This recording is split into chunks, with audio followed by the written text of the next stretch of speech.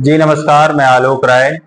जैसा कि हम नवोदय की क्लास इस समय ले रहे हैं डीपीएस में, और डीपीएस में हर वर्ष नवोदय में सिलेक्शन जरूर होते हैं, पर सिलेक्शन क्यों होते हैं उसका एक कारण है। तो जैसा कि मैंने मानसिक योग्यता के कुछ चैप्टर पढ़ा दिए हैं, तो आज हम सोचे कि मैथ का पहला चैप्टर जिसका नाम है संख्या, उसके बारे में चर्चा करते हैं। तो चलिए, संख्या का पहला चैप्टर है। तो संख्या के बारे में मैं आज बताऊंगा कि संख्या है क्या।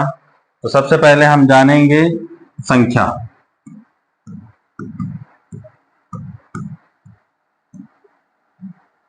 संख्या तो सबसे पहले संख्या वो होती है जिसमें 1 2 3 4 5 या 100 तक की जो डिजिट्स होते हैं या अनगिनत डिजिट्स होते हैं, इनफिनाइट होते हैं, ये सब क्या रहे संख्या है। जैसे 1 हो गया, 2 हो गया, 3 हो गया, 4 हो गया। बच्चों को आप सिंपल रूप में बताइए कि ये सब क्या है, संख्या है।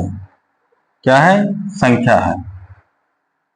संख्या है। अब चलिए चलते हैं, सबसे पहले हम डायरेक्ट ज्यादा डीप ना जाकर पहले हम चलते हैं। बच्चों को सबसे पहले हमें बताना है छोटी संख्या और बड़ी संख्या, क्योंकि इससे एक दो क्वेश्चन जरूर हर साल बनते हैं। तो सबसे पहले मैं एक तरफ लिखूंगा बड़ी और संख्या, दूसरी तरफ लिखूंगा छोटी संख्या। बिग और स्मॉल, मतलब यदि आपसे कोई पूछे कि संख्या क्या है, तो आप बता सको कि 1 अंक की छोटी संख्या, 2 अंक की छोटी संख्या, 3 अंक की छोटी संख्या, 1 अंक की बड़ी संख्या, 2 अंक की बड़ी संख्या। सबसे पहले हम बड़ी का शॉर्टकट जानते हैं। जैसे आपसे कभी भी कोई पूछे या बच्चों को कभी बताना हो आपको क्लास में, तो आप शॉर्टकट तरीके से बता सकते हैं कि 1 अंक की बड़ी संख्या क्या है, तो आप सीधे बताइए 9 है। यदि आपसे कोई पूछे कि 2 अंक की बड़ी संख्या क्या है, आप सीधे बताइए 2 बार 9 है। यदि आपसे कोई पूछे 3 अंक की बड़ी संख्या क्या है, तो आप सीधे बच्चों को बताइए कि 3 बार 9 लिख देना है, तो 3 अंक की बड़ी संख्या हो जाएगी। इसी तरह यदि बच्चे से कोई 4 अंक की, 5 अंक की, 6 अंक की पूछे, तो बच्चे से आसानी से बन जाएगा। चलिए, जैसे हम उदाहरण के रूप में लिख लेते हैं कि 6 अंक की बड़ी संख्या, सीधे बताइए 6 बार 9 लिख देना है। कितने बार लिख देना है? 1 2 3 4 5 और 6 बार 9। यदि आपसे कोई पूछे कि छोटी संख्या क्या है, तो आप पहले बच्चों को बताइए 1 अंक की छोटी संख्या 1 होती है।